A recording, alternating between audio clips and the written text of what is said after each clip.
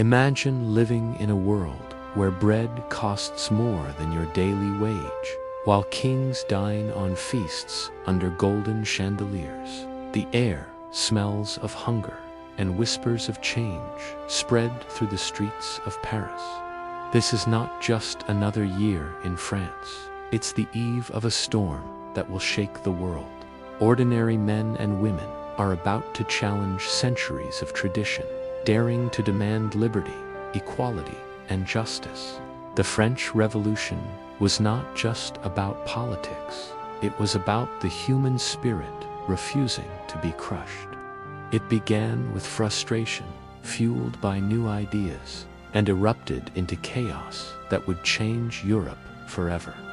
This is the story of how farmers, workers, and dreamers rose up against an empire. The journey is filled with courage, betrayal, passion, and blood.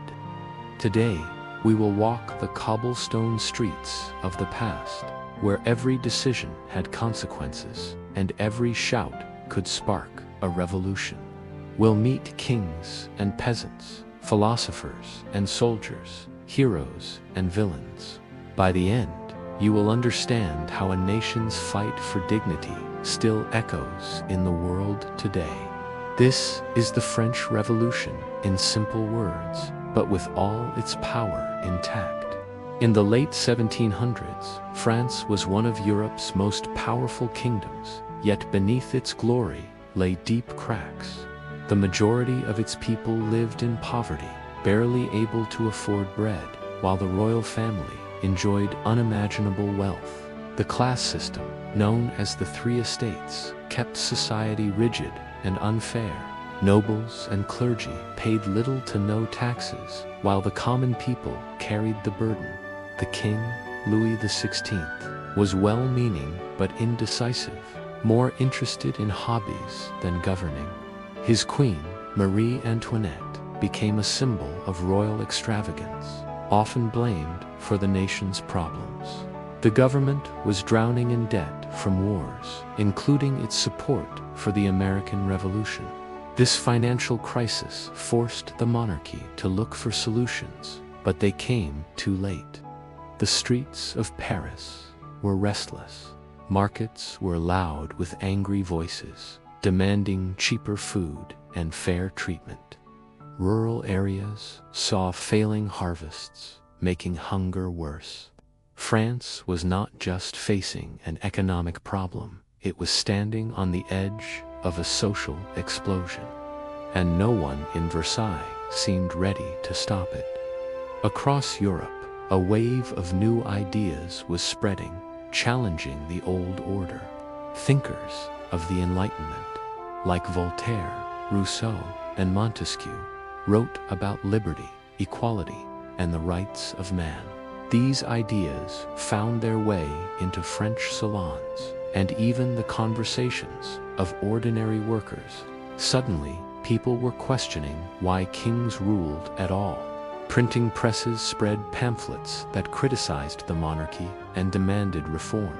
Philosophers argued that government should exist to serve the people, not control them. These writings gave courage to those who felt trapped in the unfair class system. The belief that change was possible began to take hold in every corner of society. Even soldiers returning from the American Revolution brought stories of freedom and self-rule. The thought that France, too, could break away from its chains stirred both excitement and fear. Ideas that had once been whispered were now shouted in the streets. The old ways were under attack, and the king did not realize the danger. By 1789, the kingdom's finances were so bad that Louis XVI called the Estates General a meeting of representatives from all three social classes. It was meant to find a solution to the crisis, but it became a stage for conflict. The Third Estate, representing the common people, quickly realized they were outnumbered. Nobles and clergy could unite to block any reforms. Tensions rose as debates dragged on. The Third Estate demanded fair representation and a voice equal to their numbers. When their demands were ignored, they began to see themselves not just as advisors to the king, but as representatives of the nation itself. This shift was dangerous for the monarchy. Finally, the Third Estate broke away and declared itself the National Assembly. It was a bold move, a direct challenge to royal authority. The revolution had not yet begun, but the first line had been crossed. The people were no longer begging for change, they were taking it. Locked out of their meeting hall by royal guards, the members of the National Assembly searched for another place to gather. They found an indoor tennis court where they stood shoulder to shoulder, swearing an oath. They promised not to leave until they had written a new constitution for France. This moment became a symbol of unity and defiance. Here were ordinary men refusing to bow to centuries of tradition. Their oath carried a message. The people's will was stronger than the king's command. Outside, word of their stand spread like wildfire, inspiring thousands. The monarchy saw this as open rebellion. Guards were placed on alert, and the court buzzed with rumors of military crackdowns. But the people had tasted the idea of power, and once tasted, it could not be forgotten. The storm was building. On July 14, 1789, the streets of Paris erupted. Rumors spread that the king's soldiers were preparing to crush the revolution. Citizens armed themselves and marched toward the Bastille, a prison that symbolized royal oppression. Inside were weapons they desperately needed. The crowd demanded the fortress be opened. Negotiations failed, shots were fired, and chaos broke out. Hours later, the gates fell and the prison was taken. Heads of guards were paraded through the streets on pikes. The king had just received his warning. The people were willing to fight. The storming of the Bastille was more than just the capture of a building. It was the birth of a revolution. Across France, peasants rose up, attacking noble estates and burning records of debt. The fear in the palace was matched only by the hope in the streets. In the weeks that followed, the National Assembly began to reshape France. They wrote the Declaration of the Rights of Man and of the Citizen, a document that promised liberty, equality, and brotherhood. It declared that all men were born free and equal under the law. This declaration was revolutionary in every sense. It stripped away the divine right of kings and replaced it with the sovereignty of the people. It also inspired movements in other parts of the world, proving that France's fight was part of a greater human struggle for freedom. But words alone could not solve the crisis. The economy was still broken, and the king's authority was weakening. Tension between the monarchy and the revolutionaries was reaching a dangerous peak. Something or someone would soon break. In 1791, the tension between the monarchy and the revolutionaries reached a breaking point. King Louis XVI, feeling unsafe in Paris, planned to escape with his family to Varennes, where loyal troops could protect them. They disguised themselves and traveled at night, hoping to slip away unnoticed. But the king's face was well known, and at a small town stop, he was recognized by a local postmaster.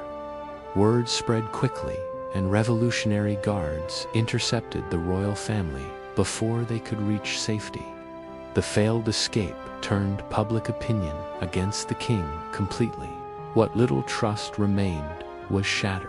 Many now saw Louis not as a reluctant reformer, but as a traitor to the revolution. His capture marked the point of no return. The monarchy's survival was now in serious doubt. By 1792, France was at war with Austria and Prussia, and the revolution was growing more radical. The monarchy was officially abolished, and Louis XVI was put on trial for treason. The court was divided, but the outcome was inevitable. The king was sentenced to death.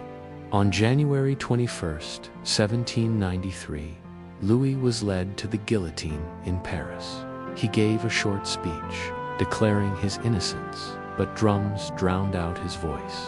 The blade fell, and the crowd erupted in both cheers and tears. The execution sent shockwaves through Europe. Monarchs across the continent were horrified, while revolutionaries saw it as a necessary step toward a true republic. But it also deepened the divisions within France, setting the stage for darker days. In the chaos that followed the king's death, radical leaders rose to power. Among them was Maximilien Robespierre, a lawyer with a reputation for integrity and a fierce belief in revolutionary ideals. He became one of the most influential members of the Committee of Public Safety. Robespierre believed that to protect the revolution, its enemies had to be eliminated. He called for strict measures against anyone suspected of opposing the new republic. His vision was uncompromising and dangerous. Under his leadership, the revolution took a more extreme turn. The guillotine became a daily spectacle, and fear gripped the nation. Supporters praised him as a defender of liberty, while critics saw him as a dictator in disguise. From 1793 to 1794, the Reign of Terror swept across France. Thousands were executed, including nobles, priests, and even former revolutionaries who dared to disagree with the leadership. Accusations required little proof, and trials were swift. The guillotine became a symbol of both justice and fear. Public squares echoed with the thud of its blade, and families lived in constant dread. Loyalty was not enough. One wrong word could mean death. While Robespierre claimed these measures protected the revolution, many believed they betrayed its ideals. The streets of Paris ran with blood, and the promise of liberty seemed further away than ever. By mid-1794, Robespierre's power had reached its peak, but so had the hatred against him. His enemies in the government feared they would be next on his list. Secret meetings were held to plan his downfall. On July 27, 1794, known as the 9th of Thermidor in the revolutionary calendar, Robespierre was arrested along with his closest allies. The next day, he was executed without trial, the same fate he had given so many others. His death ended the Reign of Terror, but it left France exhausted and unstable.